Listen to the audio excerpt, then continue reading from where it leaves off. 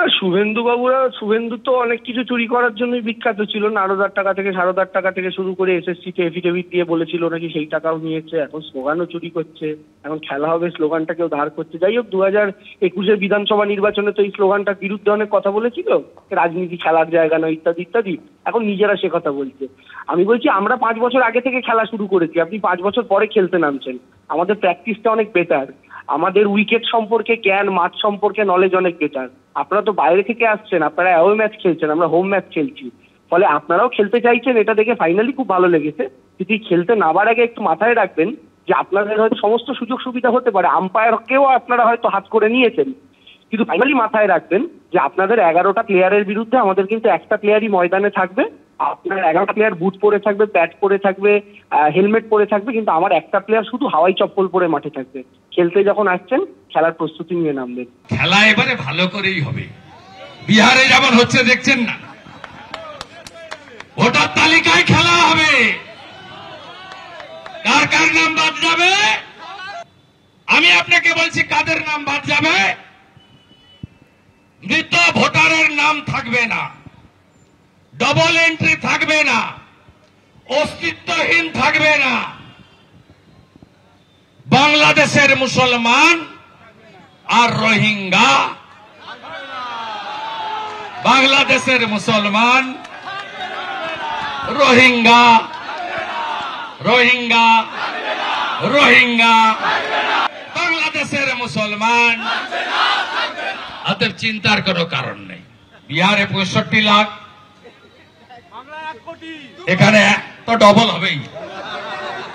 তখন প্রতারণার অভিযোগ তিনি দায়ের করছেন, একেবারে নিজে সেই অভিযোগ করছেন, এবং যেটা জিডি এন্ট্রি হয়েছে নট ভেরিফাইড লেখা রয়েছিল, সেই ঠাকুরপুকুর থানাতে যে অভিযোগ তিনি করেছেন সেটা যাতে এফআইআর হিসাবে গণ্য করা হয় সেই আবেদনই তার তরফ থেকে করা হয়েছে। তার বক্তব্য হচ্ছে যে তিনি 60 থেকে 70% টাকা দিয়ে দিয়েছিলেন, কিন্তু ইন্টেরিয়ার ডিজাইনিংয়ের জন্য যাকে বরাদ দেওয়া হয়েছিল সে সেই কাজটা করছে না, এবং তিনি সেখানে তার ঠিকানা হিসাবে শান্তাপাল জানাচ্ছে যে সে কোথায় কোথায় থাকে।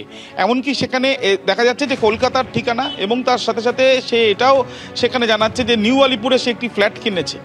অর্থাৎ বিভিন্ন জায়গায় ফ্ল্যাট কিনেছে, কোথায় সেটাও কলকাতার অন্তর্গত, যেখানে থাকে সেটাও কলকাতার অন্তর্গত। সে যে বাংলাদেশি সম্পূর্ণভাবে সেই পরিচয়, সে শুধুমাত্র সোশ্যাল মিডিয়া বা বন্ধুবান্ধব বা আত্মীয় স্বজন বা আশেপাশের লোকজনকেই নয়, যারা তাকে চিনত তাদের কাছেই শুধু নয়, দেখা যাচ্ছে যে সে পরিচয় গোপন করেছে সরকারি খাতাতেও, অর্থাৎ লিখিত অভিযোগের ক্ষেত্রেও তার যে পরিচয় বাংলাদেশি সেই পরিচয় কিন্তু তিনি গোপন করেছিলেন।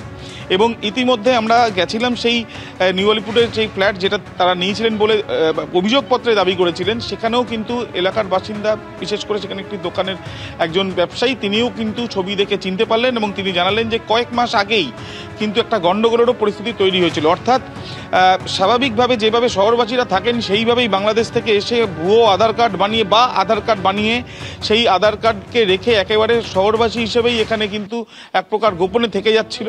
কিন্তু কোনো রকমভাবে কেউ আন্দাজও করতে পারেনি যে একজন বাংলাদেশি তার নিজের বাংলাদেশের পরিচয়পত্র সহ তার কাছে রয়েছে ভারতীয় পরিচয়পত্র, এবং সেইভাবেই সেই কলকাতার বাসিন্দা হয়ে থেকে যাচ্ছিলেন। একের পর এক ফ্ল্যাট কেনারও তিনি কিনছিলেন, এমনটাই জানা যাচ্ছে।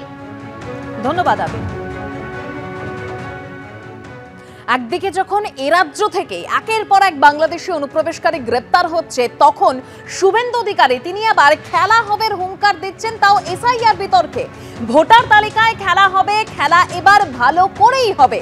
বাংলাদেশের মুসলমান রোহিঙ্গাদের নাম বাদ যাবে। বিহারে 65 লক্ষ বাদ গেছে, বাংলায় দ্বিগুণ বাদ যাবে। কি বললেন শুভেন্দু অধিকারী, শুনুন।